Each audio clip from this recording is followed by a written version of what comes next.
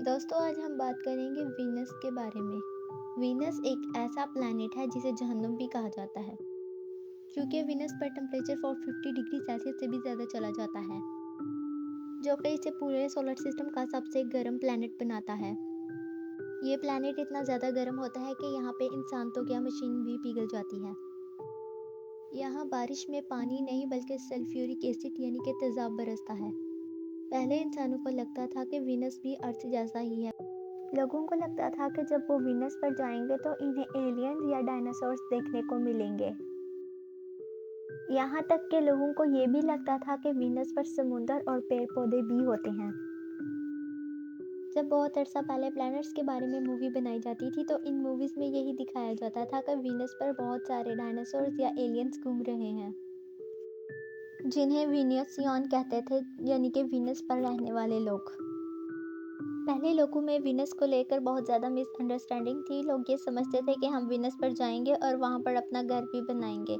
यहाँ तक कि लोग ये समझते थे कि वीनस पर लाइफ मौजूद होती है।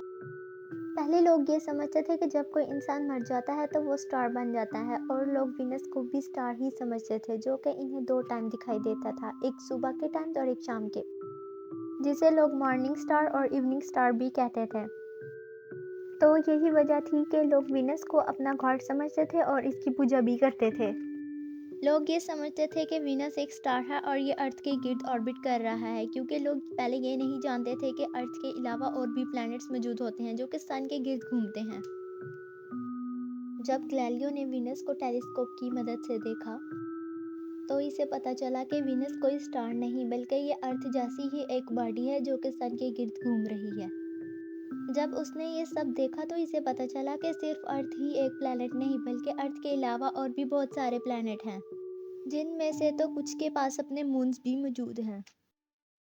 जब ये सब लोगों को पता चला तो वो सोचने लगे कि हो सकता है कि दूसरे प्लैनेट्स पर भी लाइफ मौजूद हो, खास तौर पर वीनस और मार्स, क्योंकि ये दोनों प्लैनेट्स अर्थ के करीब ही मौजूद हैं।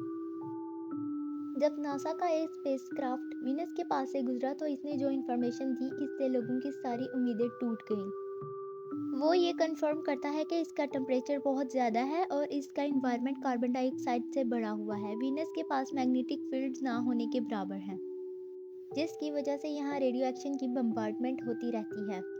ये सब देखकर एक बात तो कंफर्म होती है कि वीनस सोलर सिस्टम का सबसे गर्म प्लैनेट है और अगर इंसान वहाँ चला गया तो इंसान जल जाएगा। वीनस पर जाने वाले सबसे पहले स्पेसक्राफ्ट ने हमारी उम्मीदों को तोड़ दिया, लेकिन हमारी वीनस को एक्सप्लोर करने की भूख खत्म नहीं हुई। वीनस पर बहुत घने बादल हैं और हमें इन घने बादल के अंदर झांक कर देखना था। दोस्तों अगर बात की जाए मिशन की तो विकिपीडिया के अकॉर्डिंग 46 मिशन किए गए थे, जिन्हें 4 अलग अलग नेशंस ने भेजा था, जिनमें Soviet Union, USA, Europe, Japan, Japanese. वगैरह शामिल हैं। सोवियत यूनियन ने वीनस पर 29 मिशन भेजे थे, जिनमें से 15 पास हुए। यूएसए ने 11 मिशन भेजे थे, जिनमें से 10 पास हुए, और जापान ने 3 मिशन भेजे थे, जिसमें से 2 पास हुए। यूरोप ने भी 3 मिशन भेजे थे, जिसमें से 3 पास हुए। इनमें हर टाइप के मिशन थे, जिनमें Types of missions: gravity assist, flyby missions, landers.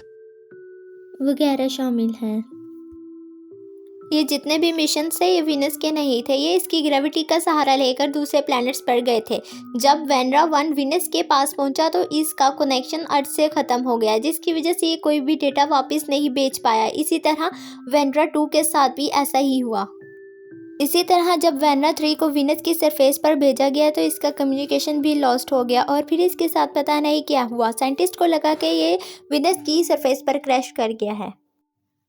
Venera 4 जब वीनस की सरफेस पर लैंड हुआ तो इसमें से फ़ौरन से एक पैराशूट निकला और यहाँ से इसने वीनस को स्टडी करना शुरू किया। शुरू में तो वीनस का इन्वायरमेंट अर्थ के जैसा ही था। जैसे जैसे ये वीनस के अंदर जाता गया इसका टेम्परेचर बढ़ता गया और अचानक से वेनरा 4 फट गया। इससे एक बात साबित होती है कि वीनस की सिर्फ टेम्परेचर ही नहीं बल्कि इसका प्रेशर भी बहुत ज़्यादा है। वेनरा 5 और 6 ने कुछ मिनट तक अर्थ पर डाटा भेजा और ये भी क्रैश कर गया। वेनरा 7 इस तरीके से डिज़ाइन किया गया था जो कि वीनस के टेम्परेचर और इसके प्रेशर को बर्दाश्त कर सके और सक्सेसफुली वीनस पर लैंड कर पाए। ये वीनस की सरफेस पर लैंड तो कर गया मगर कोई डाटा ज़मीन पर ना भेज सका। वेनरा 8 के अंदर कूलिंग सिस्टम को ऐड किया गया। जब वेनरा 8 वीनस पर लैंड किया तो इसने 50 मिनट तक डाटा शेयर किया।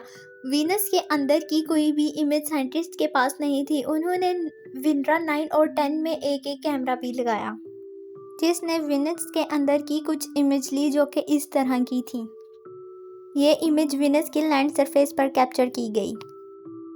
इस तरह वीनस की सरफेस पर बहुत से वेनरास को भेजा गया और इन्होंने वीनस की सरफेस पे जाके बहुत सारा इंफॉर्मेशन ज़मीन पर भेजा और इससे एक बात साबित हो गई कि वीनस पर कोई लाइफ मुमकिन नहीं है। इस तरह ये मिशन सक्सेसफुल रहा।